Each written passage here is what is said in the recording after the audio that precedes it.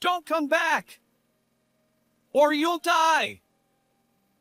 I was speechless when I suddenly received a call from my husband while I was on an overseas business trip. His voice was filled with a sense of urgency. Then, he repeatedly said, Do not come back to the country until I contact you. Before abruptly hanging up the phone. What on earth is going on?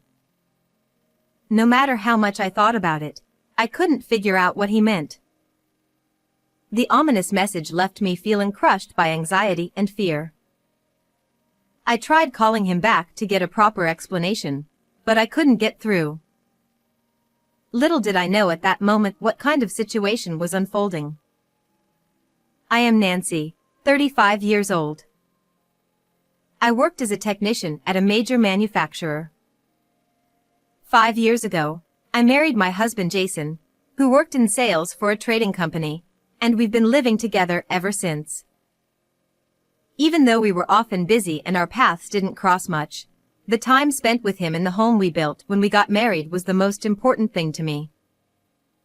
I often thought about how much fun it would be when we had children. I also dreamed of expanding our house one day to bring our parents to live with us. My in-laws live far away, and since we couldn't visit them often, it was a constant worry for me. On the other hand, my parents lived nearby and would sometimes come over to help with household chores, knowing how busy we were. I was always grateful to Jason for accepting their help without any complaints. However, my husband had his flaws. He would say, Work relationships and hobbies cost money. And spent all of his salary on himself. Despite my repeated warnings, he couldn't shake off his bachelor habits. We managed our living expenses with my salary, but since I was also saving for the future, the money I could spend freely was very limited. Then one day, my husband suddenly asked me to pay $20,000. What? Such a large sum of money? What for? I became a guarantor for a friend. He said. But now I can't get in touch with him, so I have to pay. I was shocked that he had become a guarantor without my knowledge, and I turned pale at the amount of $20,000. However, my husband remained unfazed. He then showed me a bank book and said, We can use this to pay. I froze when I saw the bank book. It was my account, where I had been saving little by little each month for when we had children. Wait. You can't use that. I've worked so hard to save it. Why? There's no point in keeping money you won't use. You can't have kids anymore anyway, so it's just wasted money. That's terrible. I was devastated by his cruel words and his mocking laugh. I couldn't stop the tears from flowing, and I was unable to say anything more. It hurt so much to have my efforts and hopes for the future dismissed. Jason didn't care that I was crying. He went into his study and ignored me for the rest of the night, not coming out until the next morning, despite my attempts to talk to him through the door. The next morning, after a sleepless night, I realized I couldn't let my husband have his way. I had to make sure he didn't use that savings. So, after Jason left for work, I went into his study to search for the bank book and card. But no matter how thoroughly I searched the room, I couldn't find them anywhere. Panicking at the thought of being too late, I called my husband, but he didn't answer.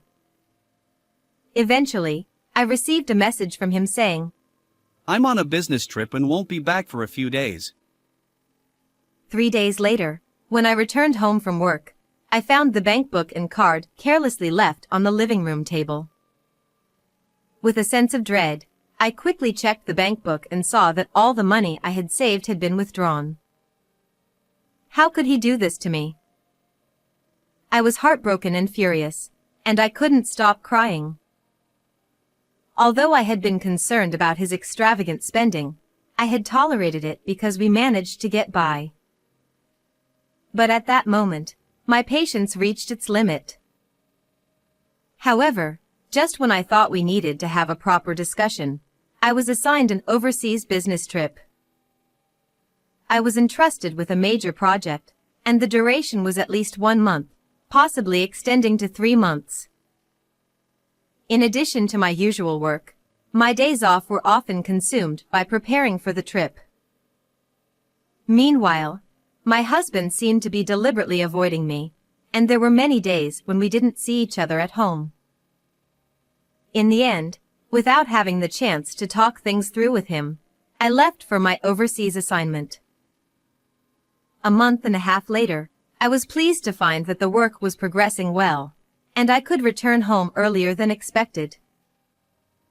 During my time abroad, my husband was often unreachable by phone, and our communication was limited to messages. Despite my lingering frustration with him, the pressure of work and the unfamiliarity of living abroad left me feeling anxious and lonely. When I emailed him about my return date, he uncharacteristically called me back immediately. Don't come back yet! Or you'll die! He said urgently. I was momentarily stunned by his sudden outburst. What he told me next was incredibly shocking. Actually, I was away on a business trip for 2 days, and when I got back, the house had been ransacked. Someone apparently broken through a smashed window. What? We got robbed. No, nothing valuable was stolen. But your room was in the worst condition. They said it might have been a crime motivated by revenge.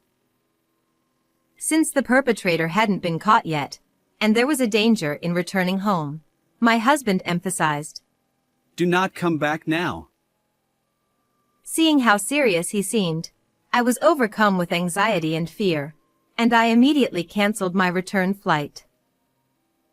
Maybe I unknowingly did something to make someone resentful. Being alone in my hotel room, all I could think about were negative thoughts. Desperate to know more about the situation, I called my husband multiple times, but I couldn't reach him. However, when I finally managed to get in touch with my husband, I sensed something was off. When I tried to ask about the house being ransacked, he only talked about work and friends, avoiding the topic entirely. Yet, when I asked if I could return home, he was adamant, saying, Absolutely not. Is the police investigation progressing? How long do I have to stay here? I'm anxious being alone. We don't have detailed information yet. Just stay put until I say it's okay, all right? His vague responses made me wonder if there was something he couldn't tell me. Maybe he already knew who the perpetrator was and was trying to protect me from the shock. With little information to go on, I was consumed with worry. Later that night, I was further confused by an email from my mother. She said my husband had told her that my work wasn't going well and that there was no definite return date. I couldn't understand why he would lie like that, but I continued the conversation with my mother, not wanting to worry her. Still, waiting for updates while being overseas, clueless about what was happening, was pure agony. I decided I had to see for myself what was going on. Unable to bear it any longer, I decided to return to America without telling my husband. The next day, I secretly returned to America and headed straight home. I will accept whatever happens. It will be all right. I reassured myself as I got out of the taxi in front of the house, only to be shocked to find that it was up for sale. Contrary to what my husband had told me, the house hadn't been ransacked, and the windows weren't broken. I unlocked the front door and cautiously stepped inside, only to find the place completely empty. The furniture we had chosen together, my clothes, and books, all gone. I had mentally prepared myself for danger upon my return, but the reality that greeted me was beyond anything I had imagined. Not understanding what was going on, I knew I needed to find Jason. Since I had returned without telling him, I couldn't ask him directly where he was. Even if I did, I couldn't be sure he would tell me the truth. So, I decided to use my phone's location services to find out where he was. 2 hours later, I found myself in a city adorned with sparkling neon lights. I was keeping watch in front of a certain club when my intoxicated husband stumbled out, supported by a female staff member.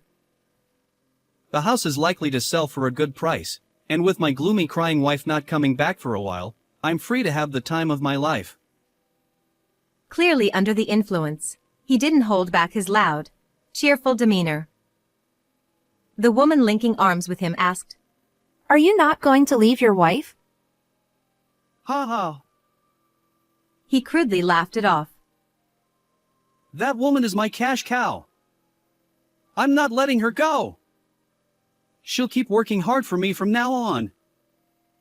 With those words, he pulled the woman closer by her shoulder. Unable to watch any further, I quickly left the scene, feeling heartbroken and betrayed by the husband I had trusted. Wiping away tears repeatedly, I told myself, no more tears. I have to be strong. Summoning up my courage, I resolved to plan and execute something despite my faltering heart. A week later, in the evening, I headed to the hotel and sat in the lobby, waiting for a certain person. About an hour later, a man in a branded suit and luxury watch arrived and stopped by the reception. Finally, the moment had come. After taking a deep breath and giving myself a slap on the cheek to gather my resolve, and I walked towards him. The man, emanating a strong scent of cologne, visibly startled and took a step back when he saw my face. What are you doing here?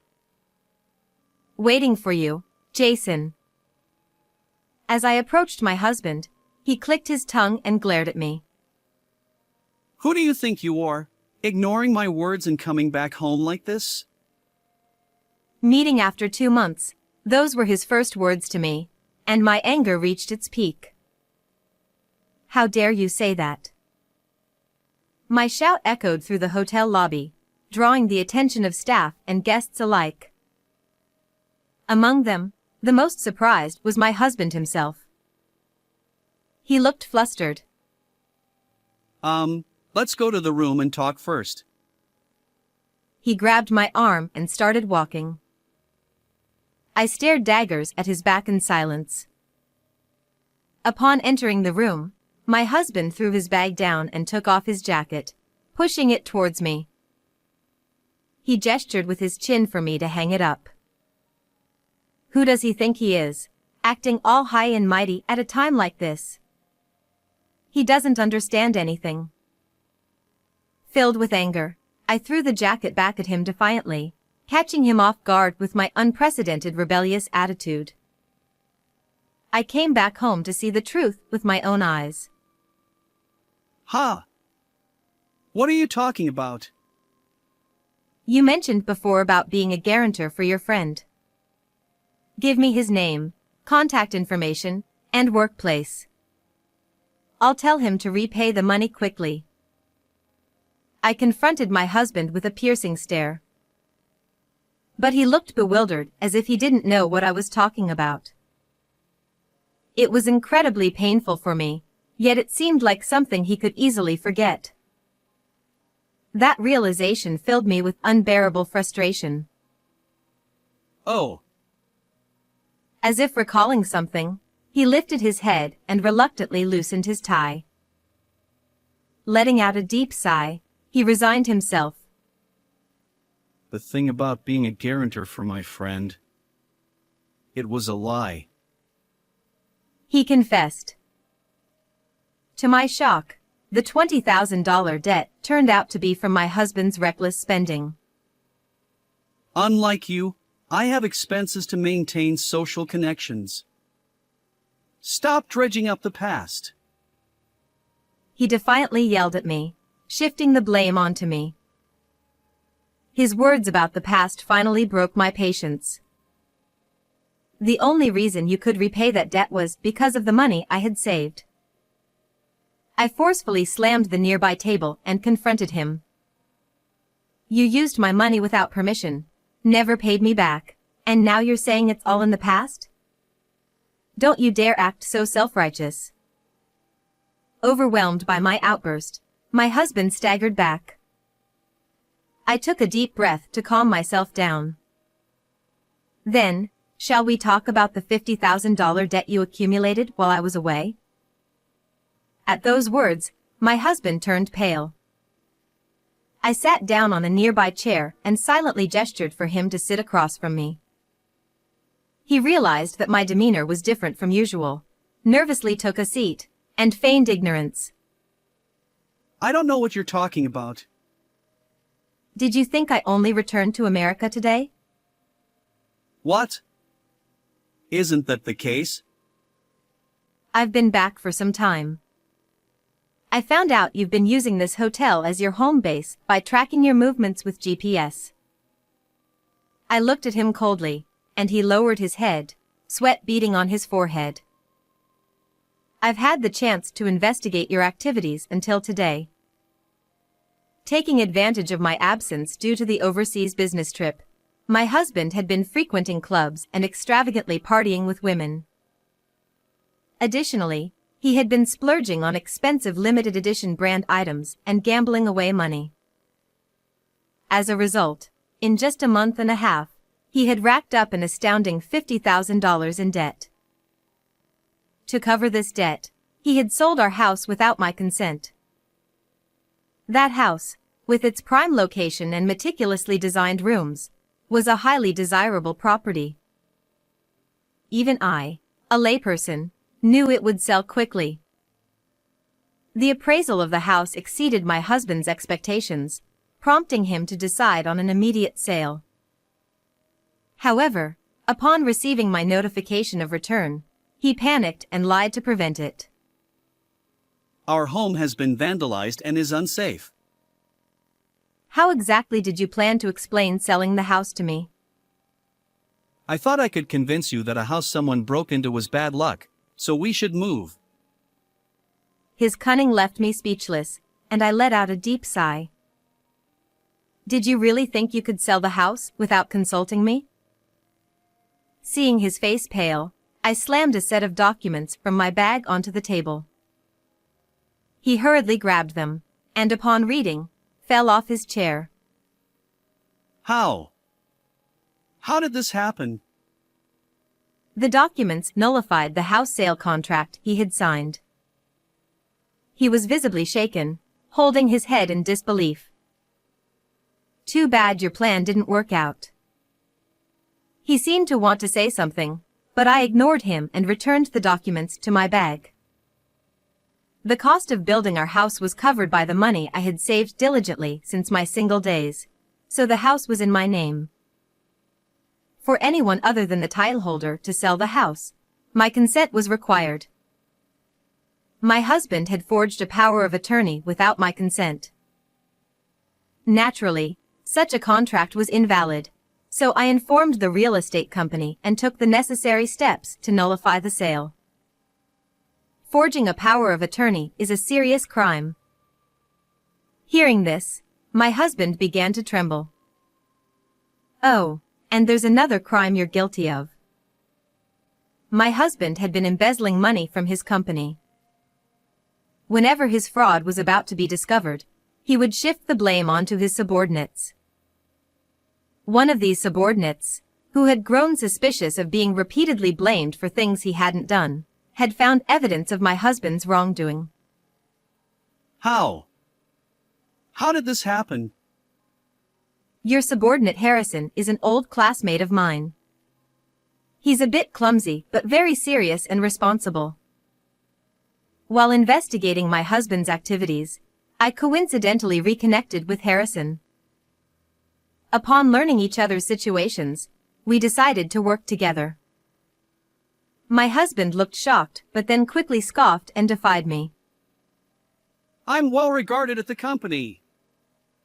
I don't know what Harrison found, but no one will believe a guy who's constantly being written up.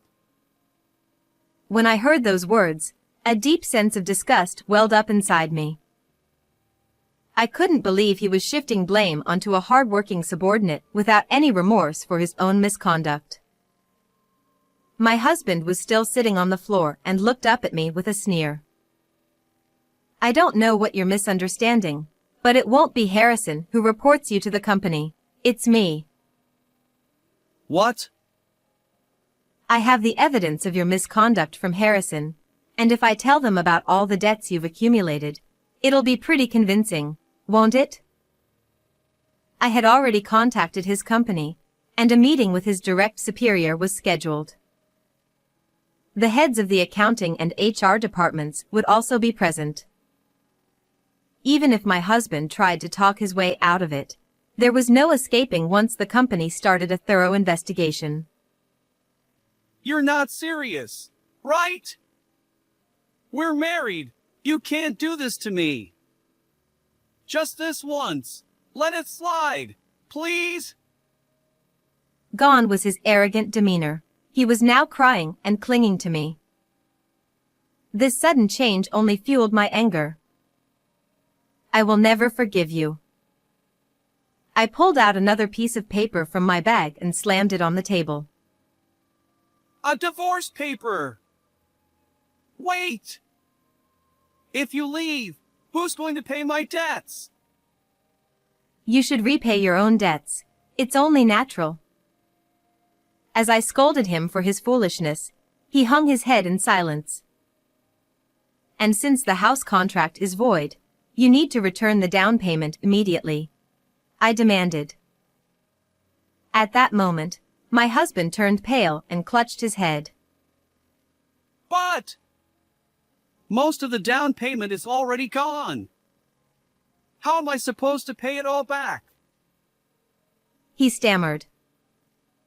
I knew my husband would spend whatever money he had on hand. But that was no longer my concern. I'm not your cash cow. Sign this immediately. I insisted, pushing him to sign the divorce papers. Reluctantly, he did, and I quickly stashed them in my bag. Our marriage, which had felt both long and short, was finally over. Surprisingly, I felt an overwhelming sense of relief. You should also be prepared for a police investigation regarding the forged power of attorney. Goodbye. We will never see each other again. Without another glance at him, I walked out of the hotel room. A year later, I learned that my husband had repaid the embezzled funds but was fired from his job, avoiding criminal charges. He had apparently begged his parents for help, and his reputation shifted from being a proud son to a disgrace. Although he wasn't prosecuted for the forged power of attorney, he lost his job and home, left with nothing but significant debt. Now, he lives in constant fear, running from his creditors.